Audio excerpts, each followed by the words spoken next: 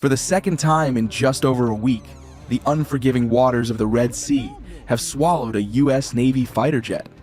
The USS Harry S. Truman, one of America's most powerful aircraft carriers, is now under intense scrutiny as another of its F-18 Super Hornets has been lost at sea. On May 6, 2025, during what should have been a routine carrier landing, disaster struck. The jet, returning from operations over the region, failed to catch the arresting wire, the system designed to stop high-speed aircraft on the deck. Instead, it barreled past the edge and plunged into the sea below. Within moments, both aviators ejected. Their training kicked in, and rescue helicopters were scrambled into the skies. Against the odds, both pilots were recovered alive, suffering only minor injuries. But the questions didn't disappear with the splash. This is not an isolated incident. Just 8 days earlier, on April 28th, another F-18 was lost, this time during a seemingly low-risk towing operation inside the hangar bay. No enemy fire, no flight maneuver, just a malfunction. Another $67 million jet, gone. 2 jets, 1 ship, less than 2 weeks. The timing couldn't be worse. The USS Truman is stationed in one of the most dangerous naval theaters in the world. Since late 2024, it has patrolled the tense waters of the Red Sea, a strategic choke point under constant threat from Iran-backed Houthi rebels. Commercial vessels have been attacked, drones and missiles have flown. The Truman and its strike group stand as the region's shield, a warning, a presence, and a symbol of resolve. But these latest failures raise unsettling concerns. Is the ship's operational tempo pushing crews to the edge? Are there mechanical failures being overlooked? Or is there a deeper problem with readiness and maintenance? Navy officials are investigating, but critics are already pointing to a string of troubling events. In February, the Truman collided with a civilian merchant ship, a stunning lapse that led to the firing of its commanding officer. Just 2 months before that, in December, a Super Hornet was accidentally shot down by a missile launched from the USS Gettysburg, one of Truman's own escort ships. Now, 2 more jets are gone, not from enemy fire, but from accidents on a ship that should be at its peak. Each of these incidents chips away at confidence. Confidence in command, in procedures, in safety. The Truman is not just a warship, it is a symbol. When it falters, the world watches. Still, the men and women aboard this massive vessel continue their mission. Day after day, they launch and recover aircraft, monitor threats, and uphold the Navy's promise to defend international waters. But now, every move they make carries a heavier weight. Every flight, every landing, every launch is shadowed by the memory of what's been lost. 2 jets, 2 near tragedies, and a single pressing question. What's happening aboard the USS Harry S. Truman?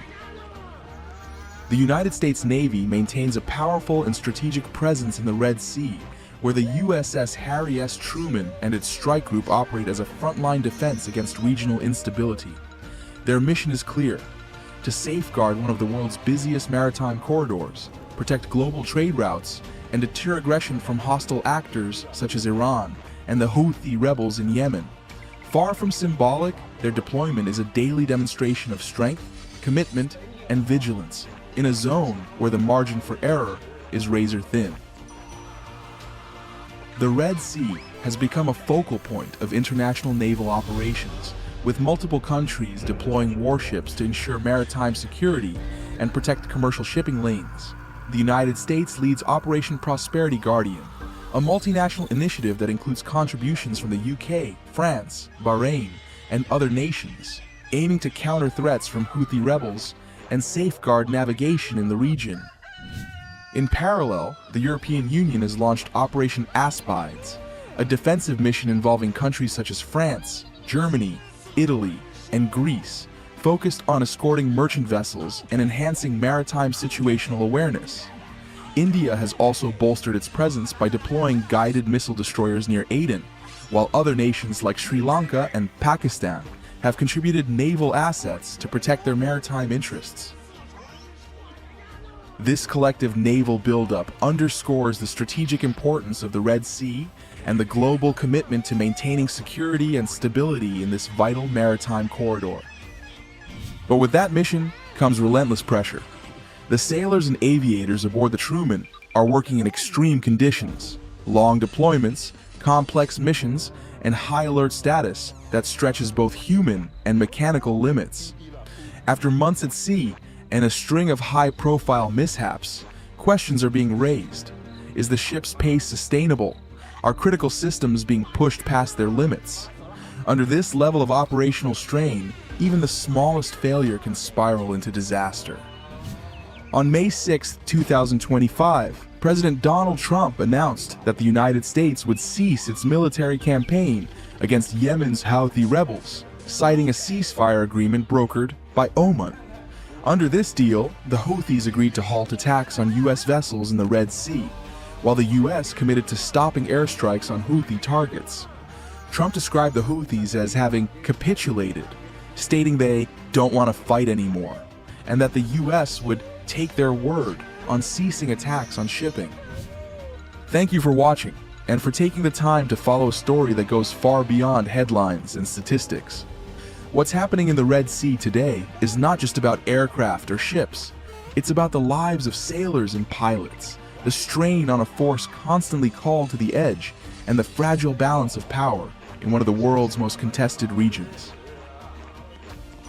As the U.S. Navy faces a string of incidents aboard one of its most iconic carriers, the world is left to wonder, are these just isolated accidents, or signs of a force stretched too thin, operating under mounting pressure?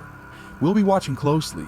Stay informed, stay aware, and ask the question no one wants to answer too late. Is the U.S. Navy cracking under the weight of its own mission? Until next time.